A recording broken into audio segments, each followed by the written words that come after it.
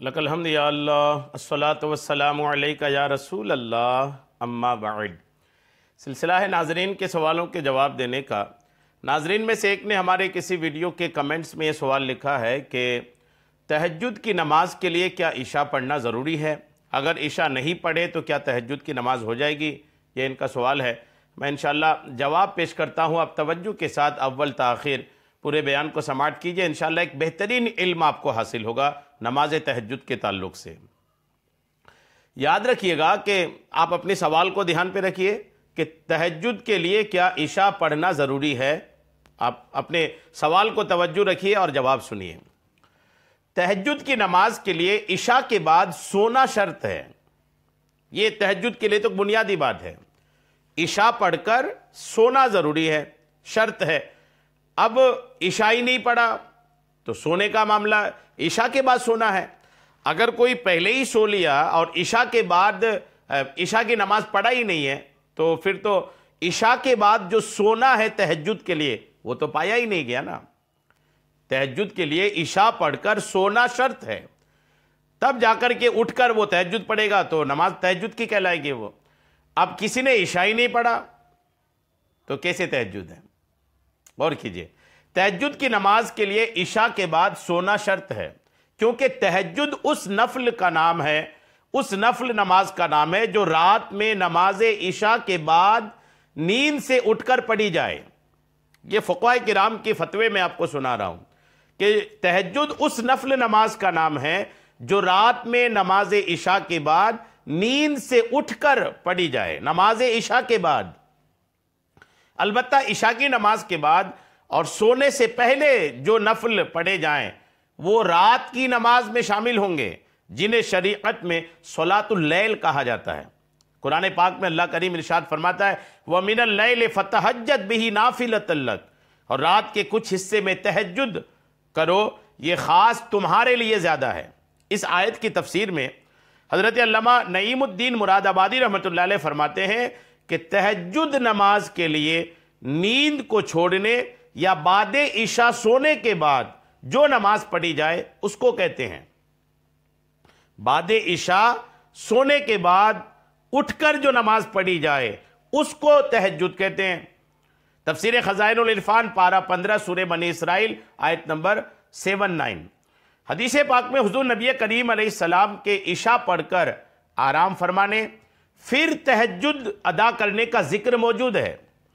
عشاء پڑھ کر آرام فرمانے پھر تہجد ادا کرنے کا ذکر حدیثوں میں موجود ہے۔ چنانچہ مشکات شریف کی حدیث پاک میں ہے کہ جب حضور علیہ السلام نے نماز عشاء یعنی نماز عشاء پڑھ لی تو کافی رات لیٹے رہے، پھر جاگے تو کنارہ آسمان میں نظر فرمائی، پھر کہا ربنا ما خلقت ھذا باطلا، یہاں تک کہ انک لا تخلف المیعاد تک پہنچ گئے۔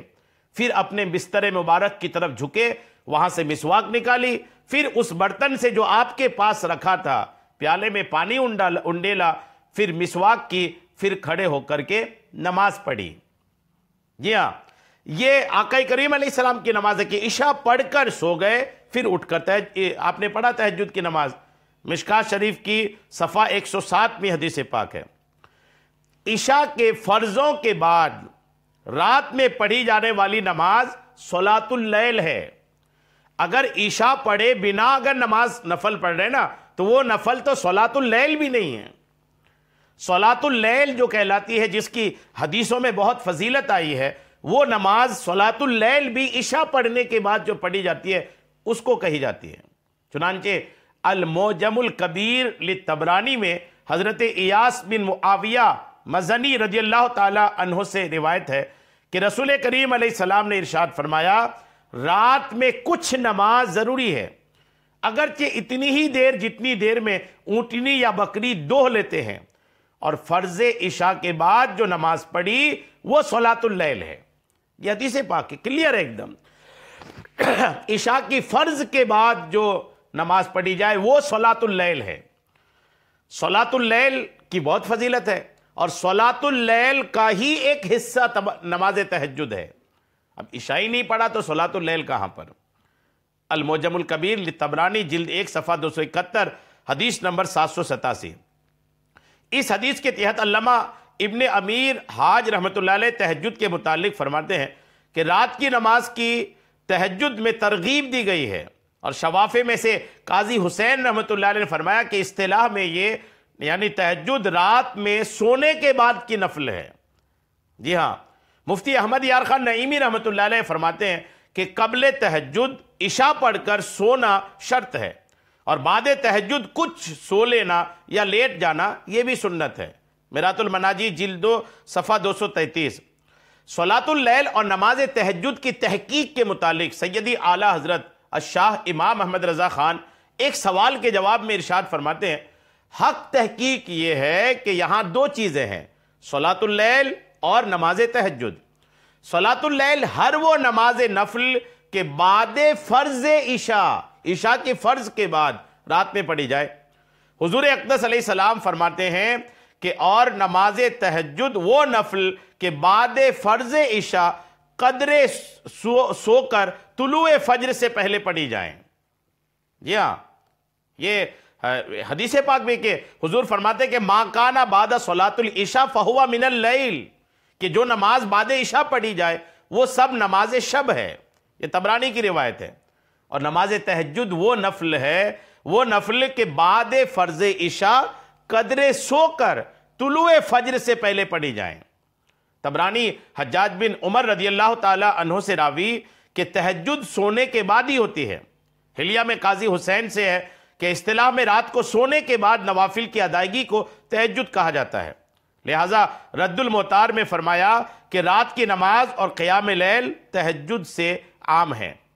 عشاء کے بعد سونے سے پہلے پڑھی جانے والی نوافل صلاۃ اللیل، اور سونے کے بعد پڑھی جانے والی نوافل تہجد میں شمار ہوتے ہیں۔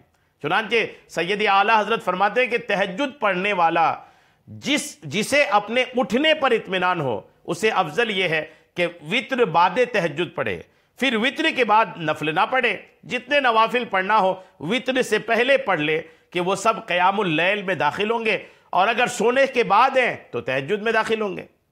کلیئر ہے نا کہ تہجد کے لیے عشاء بھی ضروری ہے، اور تہجد کے لیے عشاء پڑھ کر سونا بھی ضروری ہے۔ یہ دونوں چیزیں ہوں گی تب جا کے تہجد کی برکتیں اور تہجد کا ثواب ملے گا۔ امید ہے بات آپ کو سمجھ میں آ گئی ہوگی۔ اللہ کریم تمام شرعی باتوں پر، مسائل پر ہم سب کو عمل کی توفیق عطا فرمائے۔ آمین بجاہ النبی الامین صلی اللہ تعالی علیہ وسلم۔